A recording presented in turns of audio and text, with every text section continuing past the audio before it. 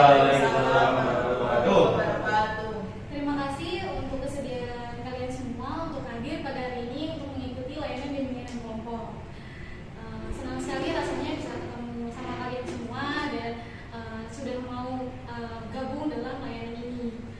Tapi sebelum kita mulai, alangkah baiknya kita berdoa dulu ya supaya kegiatan ini berjalan dengan lancar. Silakan saya beri kesempatan untuk siapa yang ingin memimpin doa. Oke, silakan. Ya baik teman-teman, sebelum kita mulai untuk pekerjaan tugas ini, kita berdoa dulu, berdoa menurut klien masing-masing, dimulai. Amin. Doa selesai. Amin. Terima kasih. Nah, sebelumnya ada yang pernah ikut layanan bimbingan kelompok nggak? Ada yang udah pernah ikut? Belum. Oke, berarti belum tahu ya apa sih bimbingan kelompok itu dan tujuannya? Ya. Oke, saya sedikit jelasin dulu ya. Jadi bimbingan kelompok itu adalah bimbingan layanan yang diberikan oleh pesolon-pesolon yang diikuti dengan 7 sampai dengan 15 orang. Jadi minimal dengan 7 orang dan maksimal itu 15 orang. Nah, kegiatan itu ngapain aja sih? Kegiatannya itu memberikan informasi yang semulanya tadinya orang itu tidak tahu menjadi tahu, orang itu tidak mengerti dan kemudian menjadi mengerti, dan orang yang tidak paham menjadi paham. Nah, tujuannya itu untuk meningkatkan rasa sosial pada anggota kelompok dan memberikan suatu rasa keberanian untuk menyuarakan pendapatnya masing-masing. Nah, anggota kelompok itu siapa? Anggota kelompok itu kalian semua nih, gitu. Kalian semua dari kalian bertujuh ini adalah seorang anggota kelompok yang akan mengikuti rangkaian-rangkaian pengerjaan layanan bimbingan kelompok ini. Kemudian saya sendiri sebagai apa? Saya sendiri sebagai pemimpin kelompok kalian, gitu, yang memandu dari awal sampai akhir pada layanan ini. Bisa dipahami? Bisa. Baik.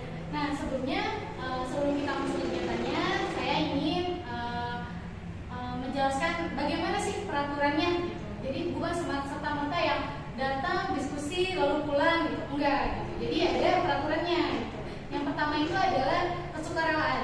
Jadi kalian semua hadir di sini dengan rasa sukarela kalian sendiri tanpa adanya paksaan. Sukarela kan ini ya? Iya. Nah, terus kemudian keterbukaan. Jadi kalian semua di sini nanti akan saya berharap bisa menyuarakan pendapat kalian secara terbuka, secara sendiri, kayak saya tanpa maksa-maksa harus gimana. Nah, itu terbuka terserah kalian. Boleh pendapat yang pro, pendapat yang kontra, ataupun pro kontra, boleh. Kemudian yang ketiga itu ada asas kenormatifan. Jadi nanti saya harap tidak ada yang memotong pembicaraan dari anggota kelompok yang lainnya. Jadi nanti kalau memang ada yang ingin berpendapat, bisa angkat tangannya, kemudian baru saya tunjuk, silakan berbicara. Bisa dipahami? Ya. Kalau kemudian saya dalam kegiatannya, peraturan yang keempat, saya harap kalian semua bisa aktif dalam menyuarakan pendapat kalian, gitu. Jadi di sini benar-benar kita saling menghargai pendapat masing-masing, gitu, dari satu maupun yang satunya. Nah, yang terakhir, peraturan yang terakhir adalah peraturan yang paling penting, yaitu kerahasiaan. Jadi tidak ada pembahasan topik pada hari ini di luar yang dilakukan pada luar forum. Jadi saat forum ini sudah selesai, semuanya pun sudah selesai. Jadi nanti misalkan ada topik, kemudian ada yang cerita nih tentang masa kecilnya, menceritakan. Nah, itu tidak boleh diunggah di luar forum. Misalkan si A menceritakan lagi ke temennya, gitu, itu nggak boleh ya. Jadi kita jaga kerahasiaan saat diskusi pada hari ini. Nah, dalam bimbingan kelompok juga terdapat dua topik tugas dan topik bebas. Nah, pada hari ini kita akan menggunakan dengan topik tugas, yaitu topiknya tentang kepemimpinan otoriter. Nah, kan udah tahu bimbingan kelompok apa, tujuannya apa, dan kita bakal mau ngapain. Sebenarnya udah pada saling kenal gak nih? Udah. Udah ya. Baik, karena yang lain sudah saling mengenal, namun saya belum mengenal, jadi kita perkenalan dulu ya. Dimulai dari saya dengan menyebutkan nama, usia, dan kesibukan saat ini. Oke. Perkenalkan, nama saya Mahar, usia saya 21 tahun, dan kesibukan saya mahasiswa dan pekerja. Oke, selanjutnya Nama saya Tekar, usia 25 tahun, pekerjaan karyawan swasta. Ya, nama saya Rido, umur 22 tahun, kesibukan saat ini mahasiswa dan juga bekerja. Perkenalkan, nama saya Nanda, umur Nama saya Akil, umur 23 tahun, kesibukan saat ini mahasiswa dan kerja. Nama saya Rofik, umur 25 tahun, kesibukan saya mahasiswa. Saya A, umur 22 tahun, kesibukan sebagai mahasiswa. Terakhir saya Ika, umur saya 23 tahun, kesibukan sekarang bekerja. Oke. Baik, karena usianya sepertinya nggak beda jauh ya dengan saya, izin saya memanggil anggota kelompok dengan sebutan teman-teman ya. Bisa manggilnya dengan sebutan Kak, jadi tidak ibu. Nah, jadi supaya kita saling mengenal tugas dan terlebih lagi saya, kita main permainan rangkaian nama dulu. Oke? Dengan sebutan nama panggilan ya. Ya. Yang dimulai dari saya, nanti mau ke kanan atau ke kiri? Ke kanan aja. Kanan. Saya mulai ya. Mahan, Sekar. Ridho. disebut namanya jadi kayak Sekar Mahan. Oh, Mahan, iya. Sekar terus selanjutnya. Oh iya. Ulang ya. Oke. Mahan, Mahar Sekar. Mahar Sekar Ridho. Mahar Sekar Ridho Nanda. Mahar Sekar Ridho Nanda Akil. Mahar Sekar Ridho Nanda Rofik. Mahar Sekar Ridho Nanda Akil Rofik Ara. Mahar Sekar Ridho Nanda Akil Rofik Ara Eka. Oke, saya ulang ya. Mahar, Sekar, Ridho, Nanda, Akil, Rofik, Ara, Eka. Benar ya? Oke. Sebelum masuk ke kegiatannya, ada sedikit ice breaking dengan permainan yang namanya kakiku. Jadi kalau misalkan saya bilang kak, teman-teman boleh tangan kanannya nempok pundak kiri teman. Pelan-pelan, pelan-pelan. Jadi temennya. Oh iya, oke. Biasanya. Pelan-pelan, pelan-pelan. Kanan nepuk pundak tangan. Bisa nih. Ya Jauh. udah, agak jauh ya. Ini ya. Jadi kalau bilang Pak begini ya. Kak. Kalau saya bilang ki, Kiri. kalau saya bilang bu, saya sekali. Bisa? Bisa. Kita mulai ya. Nanti ada level-levelnya. Waduh. Sekarang level pertama dulu. K. K. Kamu nemu nggak apa-apa? Mas izin. Oke. Ulang ya.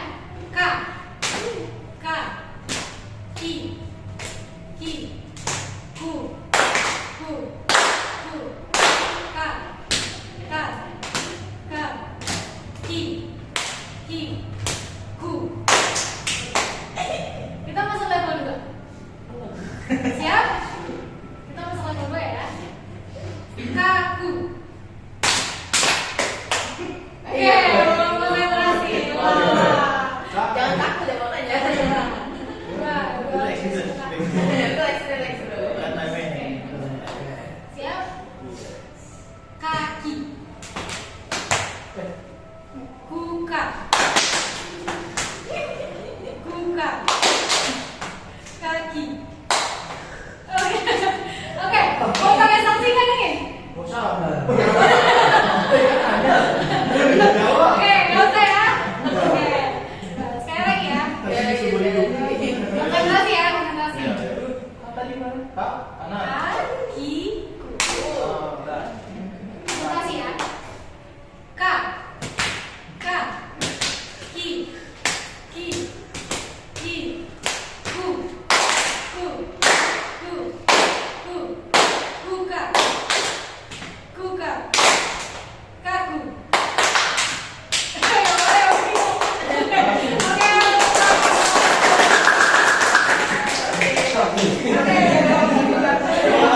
Gua balas. Oke. Sekarang kita masuk ke tahap kegiatannya. Tadi sudah paham ya dengan alasannya seperti apa. Pada kali ini layanannya kita menggunakan teknik psikodrama. Psikodrama itu adalah drama yang melibatkan bukti kejiwaan seseorang. Jadi melibatkan topik itu tentang jiwanya. Nah, karena kita menggunakan kepemimpinan otoriter, jadi tapi sebelumnya saya mau nanya dulu. Untuk kesiapan teman-teman semua di sini udah siap belum ya? Siap. Siap.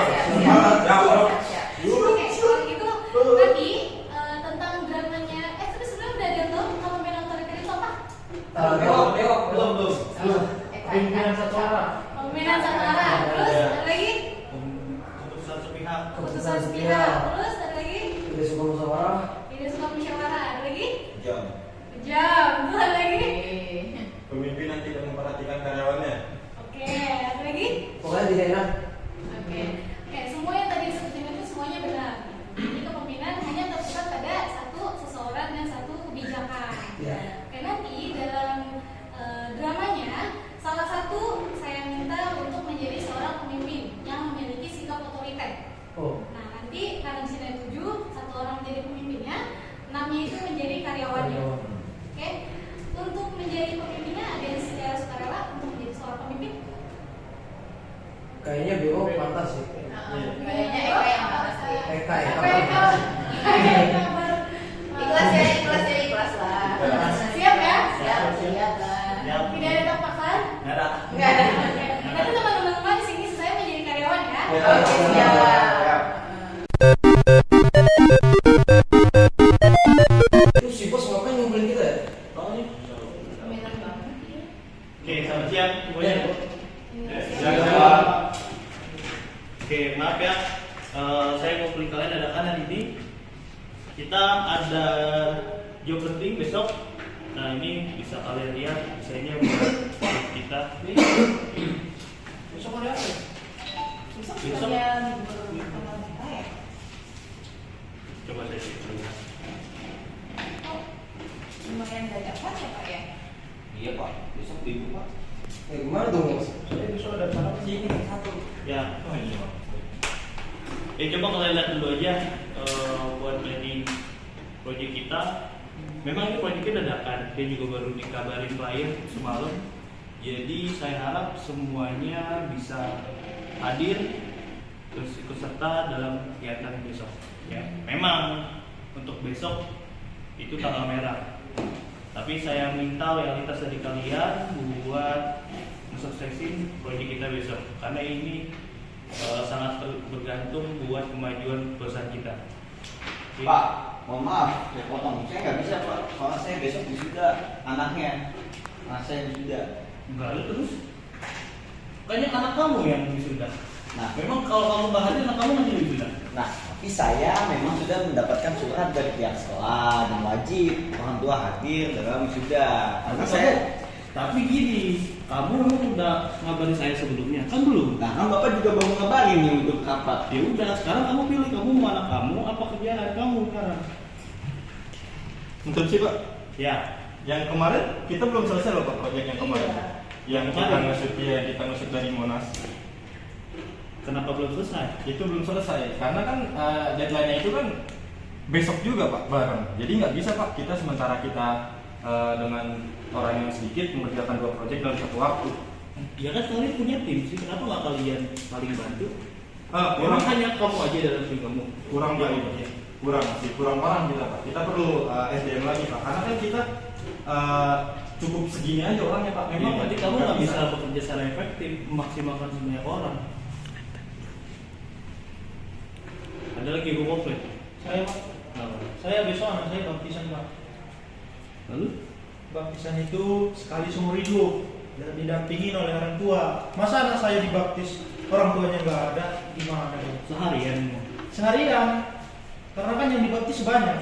Saya nomor berapa gitu? Terus nggak bisa diganti hari. Nggak bisa, karena memang harus ditetapkan besok. Ya pokoknya saya juga mau tahu besok kalian semua harus bisa hadir. Ya kalau misalnya kalian tidak bisa hadir, ya mohon maaf. Mungkin saya nggak kasih peringatan untuk kalian. Ada lagi yang nggak setuju untuk besok? Oke, pokoknya saya nggak mau tahu. Besok harus datang semua, kerjakan proyek ini.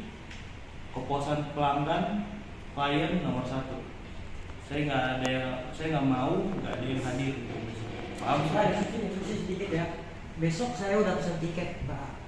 Jadi gimana nih kalau tiketnya hangus, mau ganti nggak dari pihak perusahaan? Soalnya kan saya udah terlanjur buat untuk liburan udah dijadwalkan gitu Pak. Kalau liburan memang perusahaan yang dulu.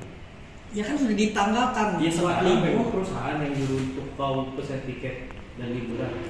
Ya karena sudah jatuh tanggal makanya saya jauh-jauh hari pesan tiket. karena biar lebih murah Pak, itu ceritanya. Ya ini sekarang memang saya udah nyuruh kamu untuk pesen tiket liburan. Saya juga kan belum tanda tangan cuti kamu. Ya, Terus benar. kamu udah pesen tiket. Jadi intinya dari pihak perusahaan nggak ada ganti rugi nih Pak. Iya, ada lah. Kamu kan pesen tiket bukan atas suruhan saya, bukan atas kepentingan perusahaan, kepentingan kamu sendiri. Ya masa saya mau liburan, laporan dulu sama bapak Pak. Lah jelas, kan kamu kerja di saya. Memang kamu kerja untuk orang lain. Oke Pak, oke Pak. Ada lagi beralasan? Nggak ada ya? Saya nggak mau tahu. Besok semua harus hadir. Oke, paham? Paham ya? Ya, Pak. Oke. Kalian pahami proyeknya? Saya nggak mau ada alasan lagi. Besok harus hadir dan proyek ini harus selesai. Oke? Oke, saya tinggal. Well, thank you bos. Nanti ya sudah ada tanggalnya. Tanggal merah soalnya. Ada awal pusing punya bos kayak gitu. Emang si kopi kasian banget itu tiketnya Agus. Tiket nggak diganti. Tahu nih bisa di refund apa enggak nih tiket? Bisa sih. Ganti enggak? Nggak boleh modal. Nggak bakal. Iya, bisa Ya, bener. tapi harusnya nggak kayak gini dong. Harusnya kan kerjaan nggak boleh dadakan juga. Karena kan kita pasti perlu perencanaan ya kan. Betul. Tapi kalau kita nggak ikut, emang kita dipecat semua. Oh, tapi menurut lu gimana dia? Nggak mungkin sih. Nggak dipecat. Palingan dikasih SP dulu. Iya mungkin sih. Iya mana? Dulu buat kita. Bener, besok juga ada itu kan deadline yang Kalau terakhir. kita mau bekerja aja kali rame-rame ya? Bisa. Jadi Demo. demo aja ada sekalian. Iya, kerja. iya bener satu suara kita. Kita masih dapat gaji gitu. Nah, Enggak sih. Nah, ngerinya di situ kalau kita gegabah ngambil tindakan ya Iya. pasti akan ada konsekuensi buat kita sendiri. tapi seenggaknya biar si bos mikir sih. Takutnya konsekuensi yang kita sama bos juga bakal benar-benar kayak enak di kitanya. Harusnya bos juga Ya. mikir dong kalau besoknya tanggal merah dia harusnya lebih mempertimbangkan untuk setujuin apa enggak, ngambil kerjaan ini apa enggak gitu. Jadi yang dia Iya. pikirin kayak emang usahanya dia sendiri nggak Iya. sih, nggak mikirin orang lain. Memang benar sih kalau bos kita emang Agak gitu ya. agak lain sama bos yang lain karena emang otoriter banget kan. Tapi ya mau gimana lagi, zaman sekarang kan nyari kerjaan susah. Kalau kita nggak ngerjain yang ngikutin kata dia, kalau kita dipecat, lo tau sendiri. Nyari kerjaan susah, anak istri mau dikasih makan apa? Nah ini anaknya gimana? Anak lu gimana jadinya? Iya, besok mau katanya mau bisa. Itu nggak bisa jadi hari lain. Jadi Nggak bagus. salah. Bagus kan seumur hidup. Sekali seumur hidup. Emang bos kita nggak pernah jadi karyawan sih. Jadi bos langsung. Iya, dasar orang kaya sih emang nggak pernah ngerasain susah, nggak pernah. Kadang nggak nyaman sih kalau punya bos kayak gini. Iya kita ganti bos itu. Udah. Pikiran tuh. Gue juga udah pulang dulu ya. Kita balik aja deh. Sama aku juga. Pusing. Takut mau ngapain?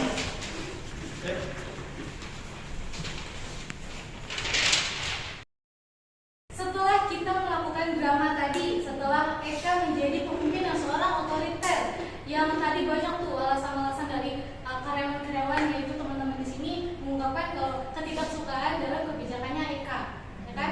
Nah, dari drama yang telah kalian semua perankan gitu, apa sih yang menurut kalian, pendapat kalian dari kepemimpinan otoriter yang tadi diperankan dari Eka? Atau Eka sendiri mau berpendapat sebagai pemimpinnya? Boleh? Jam. Ya, ada lagi? Mau secara sepihak. Bisa secara sepihak. Ada lagi? Tidak berkemanusiaan. Tidak ya. Jadi, yang ingin berpendapat mengenai kepemimpinan otoriter? Tidak mau melihat kondisi dari pekerjaan. Ya. Terus ada lagi? Bikin posisi karyawan jadi serba salah. Betul, semuanya itu betul. Dari kejam, terus sepihak, semuanya itu sangat betul semua. Nah, setelah dari bermain drama tadi, apa sih yang kalian rasakan dari sebagai bosnya atau sebagai karyawannya? Gitu? Apa sih yang kalian rasakan dari drama tersebut? Dari drama tersebut Yang tadi dirasakan? dirasakan bahwa itu perusahaannya tidak memperkenalkan karyawan tidak nyaman. Gak nyaman, kesel, pusing. Makan hati. Api, terus? Iya. Dan sayangnya hal itu memang ada di kehidupan nyata. Terus? Ada lagi? Ini sempat ada kalau kita bisa sih. Iya, tadi kan bilang saya suka resign ya. Semua lagi enggak benar. Kalau aku sih, no. Aku sih. Oke, kemudian setelah kalian merasa kayak pasti kan merasa nggak enak ya, merasa sedih atau segala macam ya, terus sampai betina berpikir untuk resign. Nah, dari drama tersebut juga apa nih tindakan kalian dari drama tersebut? Tindakan yang akan kalian lakukan terhadap dari drama tersebut itu? Kan setelah bikin drama merasakan sebagai karyawan, terus Eka menjadi pemimpinnya. Ya. Tindakan apa nih yang selanjutnya akan kalian lakukan? di kehidupan nyata. Boleh?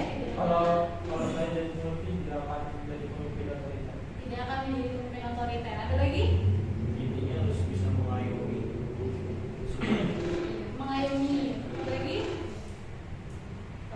Kalau jadi pemimpin memang harus mendiskusikan dulu semua keputusan, nggak diambil sendiri keputusannya. Ada lagi? Mementingkan keluarga karyawannya juga.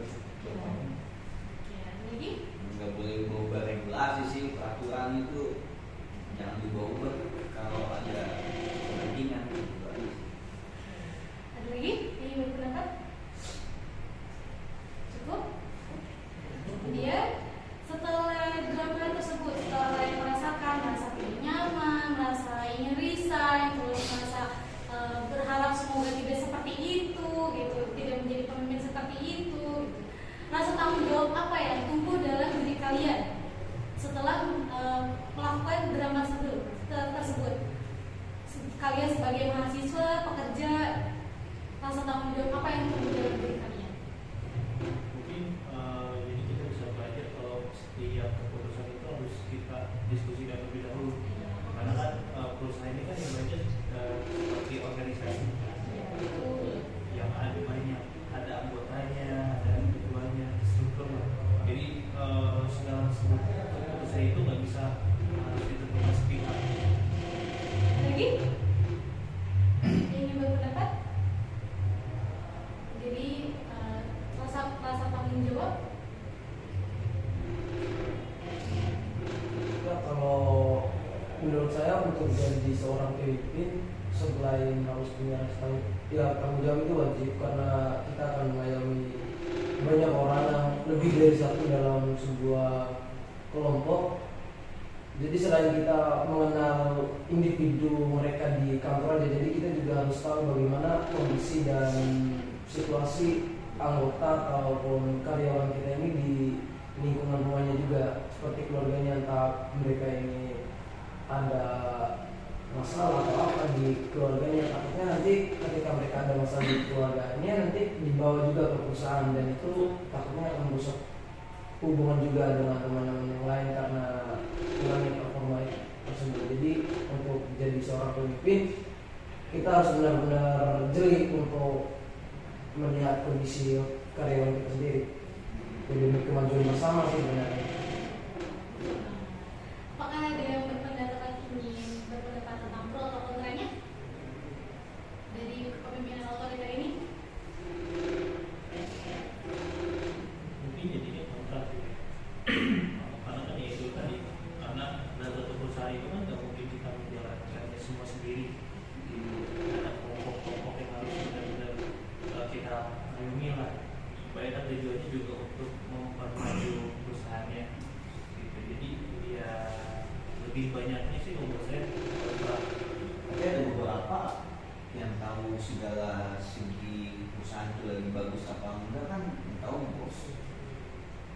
Jadi bisa aja memang kebutuhan mendadak mau nggak mau diambil keputusan itu bos itu. Tapi kan kalau kita bicara tentang posisi keadaan perusahaan kan tidak hanya bos saja yang harus tahu, semua juga karyawan-karyawannya juga harus tahu. Karena kan kita back lagi, perusahaan itu kan sebenarnya sebuah organisasi, bukan suatu yang hanya kumpulan biasa yang diputuskan oleh satu pihak. Ada semua pihak kita. Nah, tapi kan tadi kebetulan kan karena tadi di karyawan bukan direksi. Kalau dari direksi mungkin ngambil keputusan udah nggak apa-apa, ajak aja. Tapi intinya semua semua harus didiskusikan sih, karena kan dalam proyek yang tadi di drama itu perlu andil kita semua gitu. Nah, andil kita semuanya ini bisa atau enggaknya itu harusnya juga sebagai pimpinan harus mau ngerti gitu. Jadi nggak dia terima jadi aja gitu. Jadi harus lebih mikirin keadaan karyawan sih. Saya Ada lagi yang ingin berpendapat? Pro dan kontra. Ada yang ingin berpendapat pro atau kontra?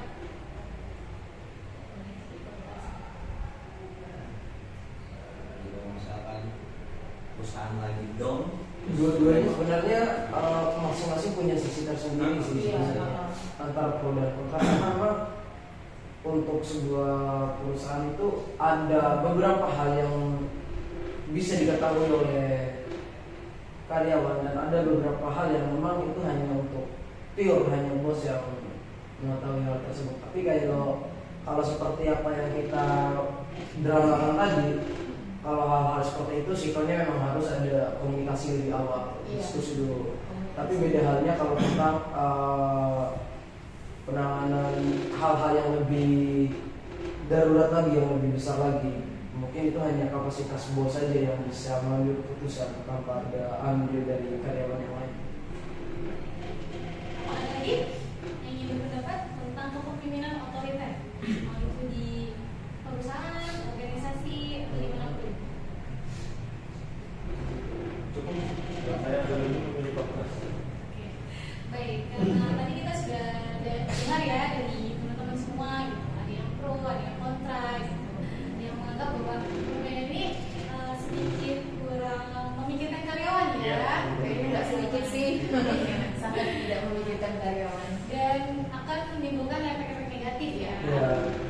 Nah, dari tadi pembahasan kita juga sudah banyak gitu, dan perasaan dari sudut pandang karyawan ataupun dari pemimpinnya juga sudah diutarakan. Nah, karena itu sudah selesai, berarti pelayanan ini sudah selesai. Namun saya ingin bertanya kesan dari kalian tentang layanan ini. Apa yang kalian rasakan gitu, pengetahuan apa yang kalian dapat gitu. Terus tindakan apa sih yang akan kalian lakukan ke depannya setelah mengetahui setelah melaksanakan kegiatan ini? Apakah ada yang ingin mendengarkan kesannya? ya cukup senang di mana ada beberapa orang mungkin dari kita nanti yang ada orang juga jadi tahu situasinya, oh ada orang tipe yang kayak gini, tipe yang kayak gitu, yang baik yang buruk ternyata. Jadi kedepannya usaha yang jadi orang yang buruk kayak tadi sih gitu. Dan ini juga mungkin yang dapat diambil dari kegiatan tadi, kita lebih mengerti bagaimana pentingnya itu sebuah diskusi. Lagi?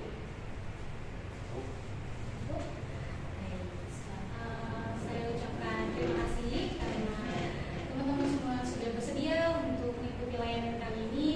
Jika next kedepannya, apakah bersedia jika ada layanan bimbingan kelompok lagi? Boleh. Sedia sekali. Ada yang ingin memberikan pesan-pesan? Pesan tadi udah pesan, Sekarang pesan. Pesan untuk evaluasi ke layanan selanjutnya. Oke, ada. Oke, begitu. Saya ucapkan terima kasih banyak.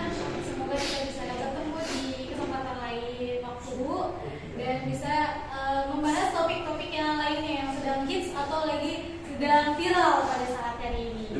Dan semoga juga di pelayanan selanjutnya saya memberikan layanan yang lebih baik daripada hari ini. Amin. Saya ucapkan terima kasih. Wassalamualaikum warahmatullahi wabarakatuh. Wah.